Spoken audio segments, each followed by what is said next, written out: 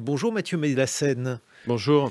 Vous êtes psychiatre, on vous doit notamment La santé mentale vers un bonheur sous contrôle aux éditions de La Fabrique et également Abolir la contention aux éditions Libertalia. Je me suis dit hier qu'il fallait que je vous invite parce que Le Parisien évoquait un thème dont on a beaucoup parlé récemment, celui de la santé mentale, évoquait des chiffres extrêmement inquiétants, parlait de 25% de pathologie mentale en plus depuis la sortie du Covid. Et je me suis demandé finalement, tout simplement, qu'est-ce qu'était une maladie mentale, sachant que beaucoup d'entre nous souffrent d'un trouble, plusieurs troubles. Alors ce trouble peut aller donc de désagréments dans la vie courante jusqu'à rendre la vie impossible. Mais justement, votre regard de psychiatre sur ce qu'est la santé mentale ou la maladie mentale, mais je ne sais pas d'ailleurs si ça forme un couple. Alors, peut-être il faudrait refaire un petit historique de la notion de santé mentale, parce qu'en fait, c'est une notion qui apparaît à la fin des années 50, vraiment dans un contexte psychiatrique. Auparavant, on parlait d'hygiène mentale. Et dans la France de l'après-guerre notamment, mais pas que en France, les psychiatres ont pour idée, et les soignants, de remettre le, entre guillemets, fou au cœur de la cité. Et donc ce terme santé mentale, c'est finalement pour que la cité s'adapte aux personnes les plus graves et les plus malades. Bon. Et donc on peut dire que c'est la première santé mentale désaliéniste, c'est-à-dire celle qui va faire sortir des asiles et des hôpitaux psychiatriques. Bon, je vous fais un peu court l'histoire, mais dans les années 60... Vous pouvez faire long, hein. Bon, alors je vais faire long. Dans les années 60-70, si vous voulez, il y a de plus en plus de problématiques médicales, de plus en plus de problématiques qui vont être médicalisées. Par exemple, la toxicomanie va être un problème de santé mentale. On a raison ou on a tort, d'après vous? C'est pas on a raison, on a tort, c'est une pratique sociale finalement. Donc c'est comme ça. Non mais vous êtes psychiatre, vous pouvez considérer qu'on a raison ou tort de psychiatriser un certain nombre de phénomènes. Je vais vous le dire, et je vais vous le dire assez clairement par rapport à ce qu'est devenu la santé mentale maintenant. Mais si vous me permettez, je finis la petite chronologie. Donc dans les années 70, on fait la santé mentale communautaire, notamment en Italie. Donc c'est une des pratiques progressistes, etc. Et en fait, en 2001, l'Organisation mondiale de la santé va faire l'année mondiale de la santé mentale. Et elle va dire il faut la santé mentale dans toutes les politiques. Donc dit comme ça, vous dites que c'est intéressant que cette problématique-là irrigue un petit peu l'ensemble du champ social. Mais là où ça va se corser, c'est qu'en 2005, l'Union européenne fait un livre vert qui s'appelle un objectif stratégique pour la santé mentale. Pardon, excusez-moi. Qui dit la santé mentale, c'est un objectif stratégique pour l'Union européenne. De quelle stratégie parle-t-on ? C'est qu'en fait, la santé mentale, elle permet d'avoir des ressources économiques, d'avoir des individus performants dans un contexte, on peut dire, de concurrence mondialisée. Bon.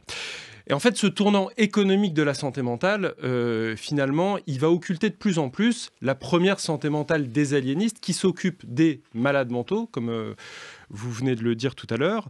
Et donc, on va avoir de plus en plus de problématiques qui vont être santé mentalisées. Par exemple, vous savez qu'il y a les suicides chez Orange, et pas chez France Télécom, mais bien chez Orange dans les années 2006 par là.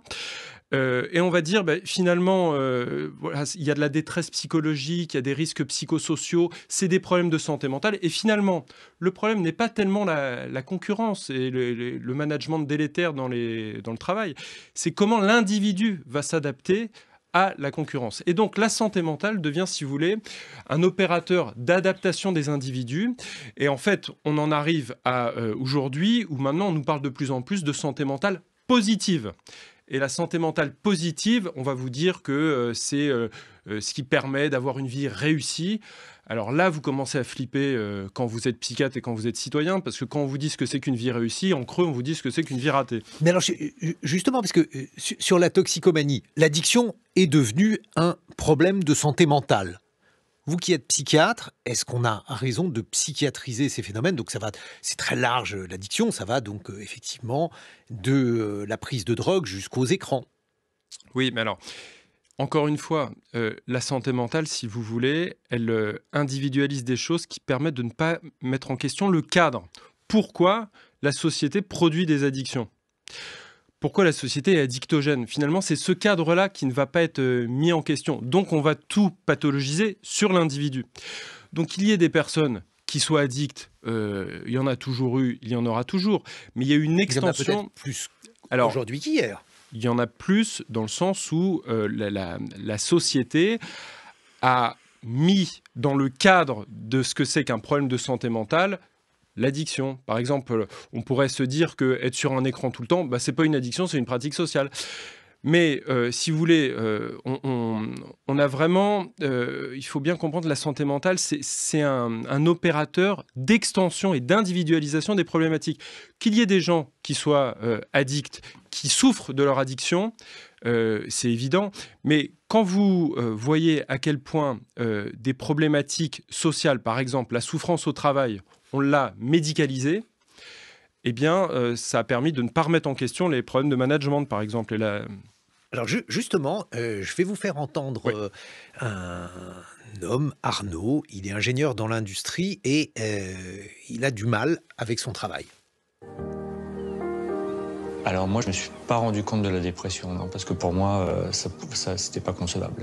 Dans mon cerveau, j'étais pas programmé à être dépressif, quoi. Je suis pas quelqu'un de fragile, j'ai une carrière dans l'armée. Après, je suis rentré en entreprise où j'ai gravi des échelons et j'ai occupé des postes à responsabilité avec du management. Donc j'étais pas quelqu'un je me sentais pas quelqu'un de fragile, justement. La dépression, elle est assez sournoise, en fait. Elle vous rend pas incapable de faire les choses tout de suite, quoi. Elle est là, elle attend. Et puis quand arrive le bon moment, elle vous fracasse, quoi.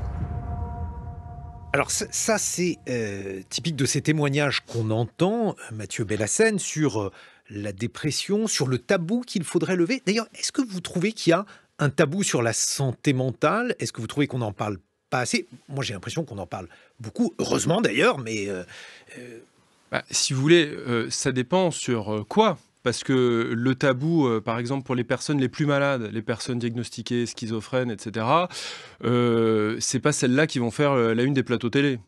Donc, on va parler de la santé mentale qui peut être réhabilitée, qui fait, voilà, où on peut avoir une vie à peu près ordinaire, on peut à peu près travailler, c'est-à-dire on peut à peu près être dans la norme de la société actuelle.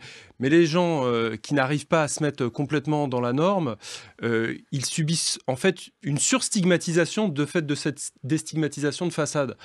Par exemple, ce qu'on peut voir actuellement, et là je parle de la psychiatrie, c'est que cette déstigmatisation de communication, là, comme la grande cause va le mettre en place, elle le met en place, eh bien, dans les hôpitaux psychiatriques, il y a de plus en plus de contraintes aux soins, il y a de plus en plus de contentions, de médicaments de doses importantes. Mais Vous voyez ? c'est peut-être bien aussi, Mathieu Bellassène, je ne sais pas, si jadis on pouvait avoir honte d'être dépressif, aujourd'hui on peut le dire, et j'imagine que c'est libérateur pour beaucoup de gens. Oui, non mais alors ça, bien entendu, qui est une sorte de MeToo-psy, de libération de la parole, et sur la question de comment on se ressent de nos Si un fragilités. MeToo-psy, ça veut dire qu'il y a des criminels ou des agresseurs. Je veux dire, un MeToo, c'est contre quelqu'un. Oui, il peut y avoir quand même les pratiques asilaires très délétères dans les hôpitaux psychiatriques, avec des choses Donc c'est un MeToo contre très les graves. psychiatres. Contre les pratiques psy, ça Les serait pas pratiques, mal. elles sont pas dans les nuages, elles sont incarnées par des femmes, des hommes. Oui, on peut dire contre les pratiques asilaires, vous voyez, d'enfermement, de contraintes, etc. Bon, ça serait pas mal, mais sur la question de la libération de la parole des personnes qui peuvent sortir de la honte, ça, à partir du moment où on sort de la honte, c'est toujours bien, hein. Par contre, ça peut générer aussi des effets un peu pervers, c'est-à-dire que les gens, par exemple, quand Nicolas Demorand, par exemple, sort justement Notre de la honte, camarade voilà, de votre France camarade Inter. de France Inter, raconte, c'est formidable qu'il puisse le raconter. Par contre, quel est l'effet sur les personnes qui n'arrivent pas à travailler, qui n'arrivent pas à être inclus, entre guillemets, dans les normes sociales habituelles? Ça peut en fait aussi renforcer la honte. Et donc, il faudrait qu'il puisse y avoir des témoignages aussi de personnes qui n'arrivent pas à aller au boulot, qui n'y arrivent pas, qui sont dans des difficultés à vivre tellement extrêmes que les attendus de la société, ils ne les remplissent pas, et c'est pas grave. En fait, ce qui compte, et c'est ça le boulot, on peut dire, de soignant, c'est de faire que la vie, elle vaille le coup d'être vécue. Et c'est pas moi, psychiatre, de dire ce que c'est qu'une vie réussie. Vous voyez, comme la santé mentale l'impose. Mais il y avait cette notion chez Freud de grande santé. Oui, alors, en fait, j'ai pas dit un truc, quand même, pour dire, on parle de santé. Mais en fait, la santé, vous savez, la définition dans l'Organisation mondiale de la santé, de 48, c'est un état de complet bien-être physique, mental, social, et pas seulement l'absence de maladie, d'invalidité. Le problème de cette définition, c'est l'état de complet bien-être.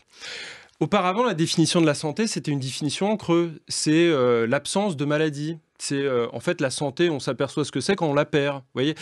Et d'avoir une définition de la santé positive, tout comme avoir une définition de la santé mentale positive, ça fait que l'individu va devoir se conformer à cette norme positive. Alors attendez, parce que j'aimerais revenir quand même sur la notion de grande santé chez Freud. Ce qui est intéressant, c'est que déjà c'était une notion où il considérait que la grande santé, ça n'était pas l'absence de conflits, mais la capacité de vivre avec ces conflits. Et puis, on connaît tous, on a entendu parler, disons, lorsqu'on étudie la philo en terminale, par exemple, de cette normalité psychique chez Freud comme capacité à aimer et à travailler. On dit parfois produire et se reproduire. Est-ce que ça, par exemple, à la fois la capacité de vivre avec ces conflits, mais aussi le fait de produire et de se reproduire, est-ce que pour vous, c'est une définition de la santé mentale qui fonctionne ? Bon, d'abord, je suis content que vous parliez de Freud, puisque il n'est pas forcément très à la mode en ce moment. Il n'est pas à la mode, moi, j'aime bien la définition de Canguilhem, qui était aussi un épistémologue philosophe, qui est passé par l'hôpital de Saint-Alban, d'ailleurs, et qui a pu dire que la santé, finalement, c'est faire l'expérience de la maladie. C'est-à-dire que ça nous transforme, nous, nos normes internes d'individus, mais aussi les normes du milieu. Alors, c'est intéressant parce que Canguilhem, justement, il dit ça. Il dit la guérison n'est pas retour à l'innocence biologique. Et alors, donc, ça signifie que celui qui a traversé... Et en fait, pour vous dire la vérité, je ne sais pas très bien qui n'a pas traversé l'expérience de la maladie mentale. Alors, François Tosquelles, qui était un psychiatre, disait on est tous fous, mais on n'est pas tous malades de sa folie. C'est-à-dire que la question, c'est à quel point ça nous empêche de vivre. Qu'on soit tous des fracassés de l'existence, ça fait partie de la condition humaine, du tragique de l'existence. La question, c'est dans les moments où ça se cristallise avec force et où ça nous empêche tout un tas de choses par rapport à ce qu'on se représente comme étant une vie pas trop mal, qui vaut le coup. Donc, pour vous répondre sur la question de la définition de la santé, travailler, aimer, d'accord, mais peut-être il y a des gens aussi qui contestent la question du travail, qui ont des rapports à l'amour. On en connaît un certain nombre, à la reproduction, puisque Freud dit produire et reproduire. Mais je me tourne vers le psychiatre que vous êtes, Mathieu Bellassène, parce que donc, si on prend la définition de la santé chez Canguilhem, si l'on évoque la guérison, alors vous, en tant que psychiatre, vous avez la faculté de me guérir peut-être. Et donc là, il y a aussi une capacité de revenir à un état, disons, de vie supportable grâce aux médicaments, puisque vous dites que Freud n'est pas très à la mode parce que les médicaments le sont. Non, grâce aux soins, moi je dirais. Parce que, vous voyez, et ça dépend ce qu'on entend par guérison. Si guérison, c'est retour à l'état antérieur, alors là, c'est raté, c'est pas une grippe, parce que la maladie mentale n'est pas une maladie comme les autres. Il y a une spécificité.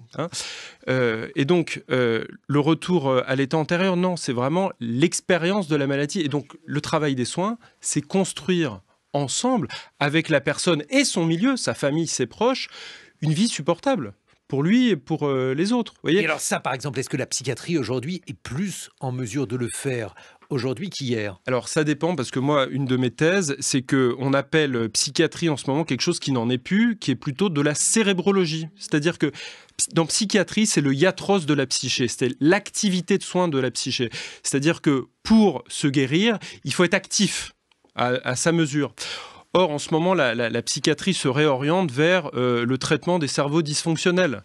Et ça, si vous voulez, ça fait l'impasse sur le fait que quand on est malade psychique, on est malade aussi de son existence et de sa vie. Bon, on va continuer d'évoquer la santé mentale, la grande santé, parce que la grande santé aussi chez Nietzsche, c'est la capacité de supporter la vérité, la souffrance, peut-être les actualités aussi de Margot Delpierre. On a évoqué avec vous, Mathieu Bellassène, vous qui êtes psychiatre, vous qui avez notamment publié La santé mentale vers un bonheur sous contrôle aux éditions de La Fabrique, la manière dont il y avait aujourd'hui des injonctions sur cette santé mentale, des injonctions à s'adapter et donc à être en bonne santé mentale pour pouvoir s'adapter, pour pouvoir, dites-vous, être en mesure de répondre aux sollicitations, aux demandes de la société. Et puis, vous avez évoqué avec nous la manière dont ces sollicitations étaient de plus en plus fortes, avec également une forme de grande confusion entre des personnes, dites-vous, qui étaient gravement atteintes et qui avaient besoin de soins et qui étaient stigmatisées lorsqu'on est, par exemple, schizophrène, lorsqu'on est paranoïaque, et d'autres personnes qui, elles, souffraient de problèmes mentaux qui ne les empêchaient pas de mener une existence quasi normale. Nous accueillons Marie-Rose Moreau. Bonjour. Vous Bonjour. êtes pédopsychiatre, directrice de la Maison de Solène, professeure à l'Université Paris-Cité. Marie-Rose Moreau, même question, mais au sujet des jeunes, on est, semble-t-il, de plus en plus inquiet sur la santé mentale des jeunes. Pourquoi a-t-on raison de l'être et comment expliquer ce brusque revirement? Alors oui, on a raison d'être inquiet pour nos jeunes gens, pour leur santé mentale, pour les souffrances et les maladies qu'ils présentent. Alors c'est pas un phénomène nouveau, il a même pas été créé par le Covid, comme parfois on le dit. Mais il est vrai que au moment du Covid, les souffrances, par exemple, la souffrance la plus tragique et celle qui nous occupe au quotidien, hein, c'est les souffrances, c'est les envies de suicide. C'est des jeunes gens qui n'ont plus envie de vivre et qui considèrent que la vie ne vaut pas la peine d'être vécue et que demain ne leur fait pas envie. Et donc là, Bon, mais alors ça, c'est aussi vieux que Nizan, mais... alors voilà, c'est ça. Et non, c'est même plus vieux que Nizan. Oui, Ça existe depuis toujours, mais ça a augmenté. Et surtout, on a des moyens pour ça. On a des moyens aujourd'hui, on a des techniques, on a des systèmes de soins, on a des modalités d'accueil de ces adolescents, de leurs familles. Et donc, on devrait pouvoir agir de façon beaucoup plus efficace. On devrait pouvoir aussi éviter que quand un adolescent a envie de mourir, ça revienne, cette idée revienne. C'est-à-dire qu'il y a des rechutes, puisque quand il s'agit, par exemple, de dépression sous-jacente, c'est une maladie. Il y a parce qu'on parlait tout à l'heure de santé, il y a la santé mentale, il y a la souffrance psychique, et puis il y a les maladies psychiques. Et donc, éviter toute cette prévention primaire et secondaire, éviter que nos jeunes gens perdent l'envie de vivre. On sait le faire. Justement, on va entendre le témoignage d'une étudiante qui est assez représentative de ces jeunes qui souffrent psychologiquement. Je m'appelle Zéliana, j'ai 26 ans et j'ai fini mon master 2 de neurobiologie neurosciences, qui est un master international que je fais à Grenoble. Et je suis atteinte du trouble dissociatif de l'identité. Chez moi, ça se manifeste par le fait qu'on est plusieurs dans ma tête déjà. Ce sont des parties de moi sur lesquelles je n'ai pas le contrôle. Il y a Irish qui est très souvent là. Irish est une altère de 8 ans. Ensuite, il y a Amy, donc, qui est une altère protectrice, donc c'est une nonne qui a 19 ans. Ensuite, qui y a d'autres? Il y a Daniel. Daniel, il a entre 13 et 15 ans. C'est un jeune Américain qui ne parle qu'anglais. En tout, on doit être à peu près une dizaine. Chez moi, en moyenne, on switch 1 à 2 fois par jour. Du coup, ça veut dire que je pense peut-être 50% du temps, je suis pas la seule au pouvoir. Alors donc ça, c'est un cas, disons, particulier. C'est ça, c'est un cas particulier, oui. Il y a une des caractéristiques des jeunes gens aujourd'hui, c'est des questions d'identité, mais globales. D'identité, qui je suis, comment je fonctionne, quel est le sens à donner à ma vie. Et dans certaines situations, elle décrit, cette jeune femme, elle décrit une situation où, effectivement, elle est scindée en plusieurs identités, en plusieurs personnalités. Elle a l'air d'ailleurs d'être capable de reconnaître et de négocier avec ses identités. Bon, mais ça, c'est c'est un des troubles qui existent, et c'est aussi, je dirais, une des manières d'exprimer ce type de souffrance identitaire profonde, extrêmement douloureuse. Mais là aussi, on peut aider ces jeunes femmes. C'est le vrai scandale, c'est celui-là, hein. C'est pas tant l'explosion, on en parle ou on parle énormément de ces souffrances. Le vrai scandale, c'est il faut les soigner, on sait les soigner et on n'en a pas toujours les moyens pour le faire. Mathieu Bellassène. Oui, c'est le vrai scandale, c'est-à-dire la destruction du service public de soins psychiatriques notamment. Et puis là, par exemple, moi je suis aussi des étudiants et j'ai des étudiants qui ont ces problématiques-là. En fait, le nombre de personnes qui ont vécu des incestes, des agressions graves, des traumas, et en fait, où c'est silencié par le monde. Enfin, il faut voir là ce qui se passe par rapport à Betaram et tout ça. C'est-à-dire qu'il y a des logiques systémiques qu'on ne va pas voir et qu'on va individualiser. Ça, c'est la première chose. La deuxième chose, je ne vous l'ai pas dit tout à l'heure, mais la santé mentale, dans un rapport en 2009 du gouvernement, hein, c'est s'adapter à une situation à laquelle on ne peut rien changer. J'espère bien qu'on ne s'adaptera pas à une situation qui nous est présentée comme inchangeable. Par exemple, la souffrance des étudiants, c'est facile de dire que c'est le Covid. Avant le Covid, il y avait APB, Parcoursup, mon master. Tout ce climat-là est délétère pour la santé mentale des gens et puis leur précarité en plus. Parce que, alors, bon, je ne sais pas où est-ce que le gouvernement est allé puiser ça, mais c'est, par exemple, en partie conforme à ce que Nietzsche appelle la grande santé, c'est-à-dire la capacité de résister au chaos sans illusion, ou alors, on a le droit de ne pas être nietzschéen, mais c'est l'une des définitions de la santé mentale. Oui, Cela, chez Hegel, par exemple, il y a aussi une définition de la liberté. Non, je pense qu'il faut plutôt penser la question du nihilisme actuel contemporain, le nihilisme thérapeutique qui a envahi la société, qui a envahi les gouvernants, et en disant, bah voilà, on ne peut plus soigner. D'ailleurs, petite nouvelle quand même, le 12 mai prochain, il y a la loi sur l'aide à mourir, les patients psychiatriques vont pouvoir rentrer là-dedans. C'est-à-dire que quand on n'a plus l'espoir d'une guérison, on décrète des incurables et on les livre à des choses qui ne sont plus des soins. Marie-Rose Moreau, par rapport à un certain nombre d'années, à une situation antérieure que nous avons connue quand nous étions jeunes, il y a deux choses qui ont changé. Il y a un certain nombre de pathologies qui ont aujourd'hui pignon sur rue, avec beaucoup de jeunes qui sont touchés, les TDAH, les troubles de l'attention, avec beaucoup de jeunes qui sont soumis à des thérapeutiques, à de la Ritaline par exemple, pour ne pas la nommer. Il y a, même chose, une sorte d'augmentation du nombre de personnes qui sont diagnostiquées comme personnes atteintes du trouble autistique. Qu'est-ce que ça veut dire? Est-ce qu'on a changé les définitions? Pourquoi y a-t-il tant de personnes aujourd'hui qui sont atteintes de TDAH?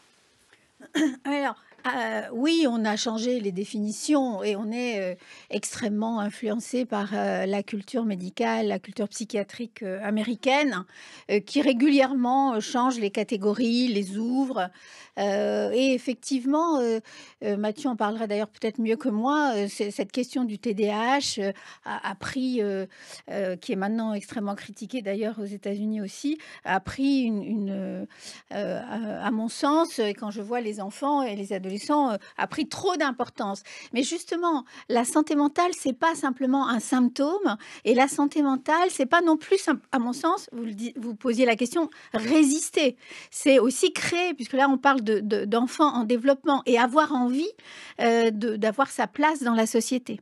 Mathieu Bellassène, sur le TDAH. Il y a eu un grand article dans le New York Times le 13 avril dernier sur celles et ceux qui ont inventé le TDAH, qui se disent, mais est-ce qu'on ne s'est pas trompé à surmédiquer comme ça, à passer de 1 million d'enfants qui ont le TDAH à 19 millions actuellement aux États-Unis. Oui, ça veut dire que si vous n'avez pas le TDAH quand vous avez 6 ans... Mais surtout le TDAH, quand vous êtes étudiant, vu le climat de concurrence et la destruction des collectifs de travail à l'université, les étudiants, pour supporter ça, ils vont dire, en fait, j'ai un trouble de l'attention, je vais pas bien, filez-moi une amphétamine, parce que la Ritaline, c'est un dérivé amphétaminique. Hein.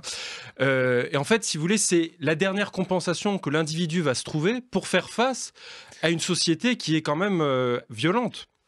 Le trouble autistique, pourquoi y a-t-il aujourd'hui tant de personnes qui sont diagnostiquées comme personnes atteintes de troubles autistiques, y compris à des âges avancés, le mien? Certaines personnes découvrent qu'elles sont autiste, Asperger, est-ce que ça sert à quelque chose? Oui, alors Asperger, bon, faut faire attention parce que c'était quand même un médecin nazi, Asperger, mais bon, le trouble Bon, mais autistique. le symptôme, lui, n'est pas nazi. Oui, non, il est pas nazi. Mais ce que je veux dire, c'est que les troubles du neurodéveloppement, vous avez des autistes, des personnes autistes très graves qui font pas les plateaux télé non plus, et puis vous avez de plus en plus de gens qui ont des traits autistiques et puis qui vont se déclarer une identité. Qu'est-ce que c'est un trait autistique, Mathieu Dalisson? C'est-à-dire que vous avez des rapports à la sensorialité qui sont un petit peu différents, vous allez avoir un rapport au langage qui est un peu différent, un rapport à la vérité, vous allez dire tout le temps les choses vraies, sans filtre. Enfin, vous voyez, c'est des petites choses comme ça. J'ai du mal à comprendre, Mais je vous avoue, parce qu'on a tous un rapport à la sensorialité différent, on est tous Oui, mais- plus ou moins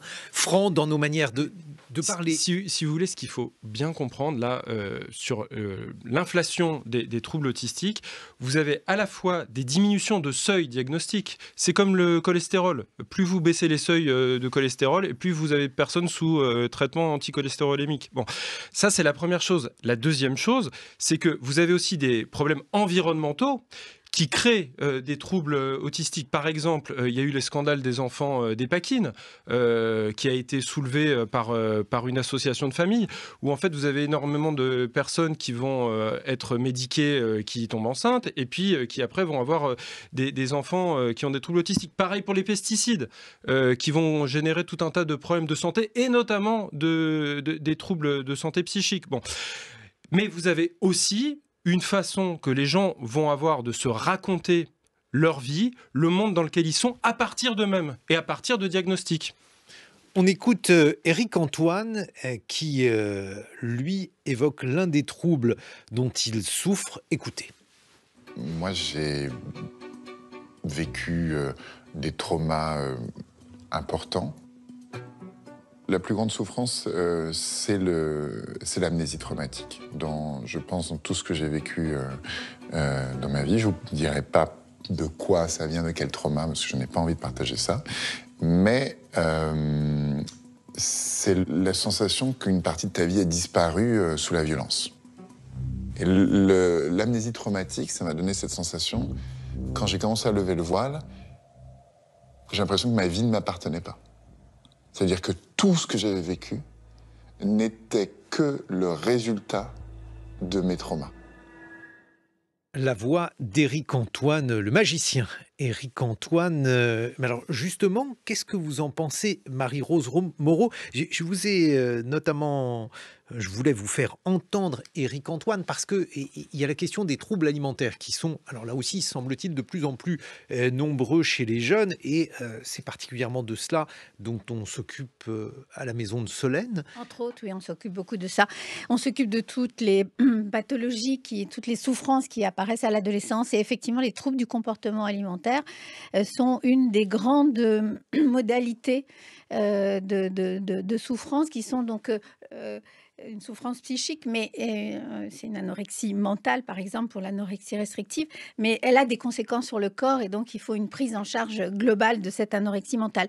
Il a raison, ce magicien, oui, de dire l'importance des traumas, des traumas, et tout particulièrement, je dirais, ceux de l'enfance, parce qu'ils viennent s'inscrire dans le développement, et ils provoquent toute une série de conséquences extrêmement profondes qui s'inscrivent aussi bien dans le développement psychique, la manière dont je vais être, dont je vais penser, dont je vais sentir, dont je vais aimer, mais aussi dans mon corps. Et effectivement, il y a des dissociations traumatiques. C'est-à-dire qu'il y a vraiment, des fois, la violence est telle qu'elle est insupportable, et qu'à ce moment-là, pour survivre, je dois me couper avec une partie qui va continuer son développement et l'autre qui va être dans une gangue jusqu'au moment où, par la thérapie ou par la vie, malheureusement, elle va se réactiver, et on va pouvoir la réparer, on va pouvoir la consoler, cette partie endommagée par la violence du trauma. Mais est-ce que vous comprenez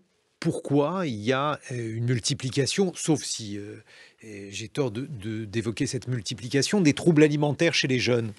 Non, il y a une augmentation des troubles du comportement alimentaire chez les jeunes et il y a deux autres caractéristiques, c'est que apparaît ce qu'on appelle l'anorexie prépubère, c'est-à-dire elle apparaît très jeune avant même la puberté. Mmh. Et ça, c'est une modification récente. Et elle apparaît chez les garçons aussi, avec des différences, mais elle apparaît chez les garçons. Alors, tous les troubles de l'adolescence, ils sont toujours reliés à la société, parce qu'en fait, l'adolescent, il est en construction et donc il est extrêmement poreux aux problématiques de la société. Et donc, effectivement, certains adolescents vont, on va dire, maltraiter leur corps. Ils vont se faire beaucoup de mal. Alors, ils s'automutilent, mais ils l'empêchent aussi d'avoir le plaisir de manger, de grandir. Justement, j'allais vous demander si ça participait du même phénomène, l'automutilation ou des gestes très durs à l'égard de son corps et, par exemple, l'anorexie. Alors, en fait, il y a des formes de passage entre l'automutilation grave, hein, l'automutilation, on va dire maladie ou symptôme, l'automutilation, les tentatives de suicide, hein, c'est crescendo. Et puis, oui, dans l'anorexie, qui est une forme de maltraité, mais une maltraitance absolue, hein, puisque on s'affame, il y a une forme de passage entre toutes ces pathologies, mais on peut se dire pourquoi un adolescent, à un moment donné, c'est ce symptôme-là qu'il met en avant. Il y a même des éléments de classe sociale, hein. Vous savez qu'en fonction des classes sociales, on n'exprime pas toujours de la même façon sa souffrance. Mais ce qui compte, c'est que quelles que soient ces modalités-là, on les comprenne comme des souffrances de base et des souffrances de l'ensemble des fonctions vitales et qu'on les soigne comme telles. Moi, je voudrais rajouter Mathieu Bellassène. que là, on a entendu la question du trauma, qu'il y a des politiques publiques qui sont criminelles actuellement. Si on voit le sort qui est fait à l'aide sociale à l'enfance, à la protection judiciaire de la jeunesse, où la seule réponse, qui est vraiment une saloperie, c'est la réponse pénale, sans penser que ces institutions-là, qui devraient accueillir, accompagner les enfants qui sont multitraumatisés, ne font pas cet accueil parce que pas les moyens, parce que pas les ressources pour... Mais non seulement ne le font pas, mais traumatisent en plus ces enfants. Il y a plein de témoignages là-dessus. Et je crois que ça, c'est vraiment important parce que si on pense juste l'enfant, l'adolescent, ses problèmes de santé mentale, sans penser les institutions qui sont supposées le soigner, on est vraiment à côté de la plaque. Et vraiment, la question de comment on pense une société qui soit un peu désabusive, c'est-à-dire qui fasse un peu moins d'abus, et pas qui soit désabusée, comme actuellement, c'est vraiment ce qui pourrait nous sortir de ce cadre-là d'individualisation des problématiques. Je pense vraiment que ça, c'est important. L'autre point qu'il faut vraiment souligner, c'est que la santé mentale est devenue un marché. Le marché de la santé mentale, c'est un marché notamment d'application du numérique. Lors des dernières assises pour la santé mentale de 2021, présidées par le président Macron, qui est-ce qui a conclu avant Macron les assises? C'est France Biotech. France Biotech, c'est un conglomérat de start-up du numérique. Et alors là, il y a du fric à fond pour cette santé mentale positive-là. Et alors bon, il y a eu l'Espagne et le Portugal il n'y a pas longtemps. Il suffit d'une rupture d'électricité pour que tout ça ne marche plus. Donc en fait, on a besoin de personnes humaines pour soigner les problématiques humaines. Et c'est ça qu'oublient nos gouvernants. Alors, il est vrai Marie-Rose Moreau, là-dessus, parce que bon, il y a un discours contre la santé mentale et sa marchandisation, mais on a la sensation que les médicaments, au moins ça marche, voire qu'une maladie mentale, c'est quelque chose que les médicaments guérissent. Oh, c'est plus complexe que ça. C'est beaucoup plus complexe que ça. Je ne Guy cherchais pas Werner. à conclure là-dessus. Je voulais vous poser une question sur les médicaments. Oui, bien sûr. Mais je réponds tout de suite sur les médicaments parce que c'est un enjeu en psychiatrie, y compris des enfants et des adolescents. Mais avant de dire que nous protégeons très mal nos enfants, et plus ils sont vulnérables, plus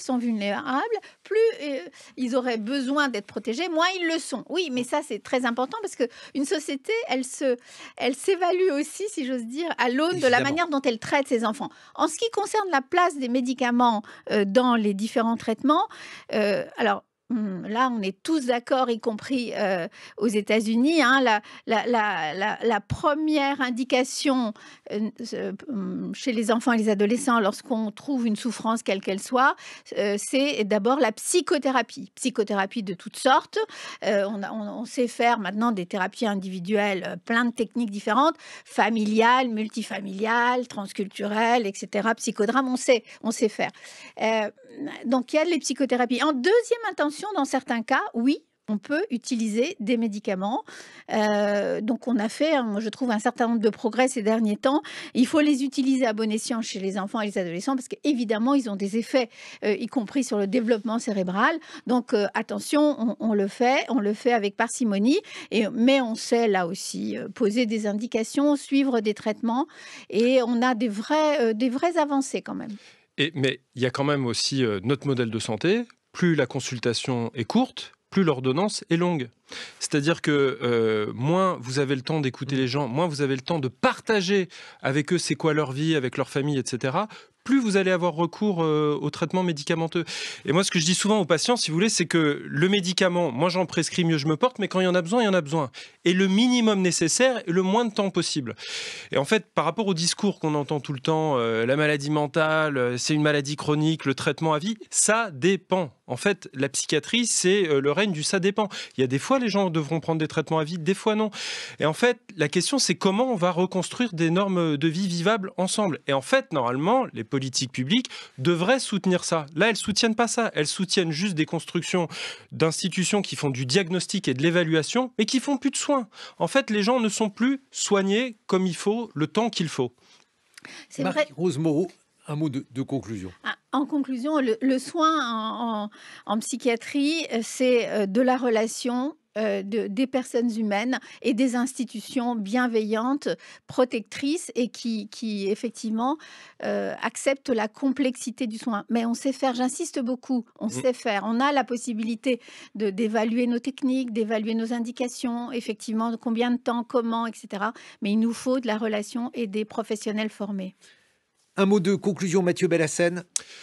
Écoutez, déjà merci pour l'invitation, mais la conclusion, je pense vraiment que la santé mentale, il faut s'en méfier. Hein. Comme disait à une Mad Pride, les Mad Pride, c'est comme les Gay Pride, mais pour la fierté folle, quoi. Il y avait un panneau qui disait la santé mentale, c'est bon pour le capital. Alors faites attention à pas trop vous santé mentaliser et soyez critiques quand même quand on vous parle de santé mentale. Il faut toujours avoir en tête que le cadre actuel de la santé mentale est un cadre quand même qui est compatible fortement avec le néolibéralisme, quoi. Mathieu Bellassène, je cite vos derniers ouvrages. La santé mentale vers un bonheur sous contrôle, c'est aux éditions de La Fabrique. Abolir la contention, c'est aux éditions Libertaria et Libertalia. Ah ouais, et puis c'est pas la même chose. Oh libertaire, ça existe oui, aussi. Mais c'est pas libertarien. Ça s'appelle pas. Je sais que vous pensiez à libertarien, mais bon, on en reparlera des libertariens. Marie-Rose Moreau, votre ouvrage, il est publié chez Odile Jacob pour le bien-être et la santé des jeunes.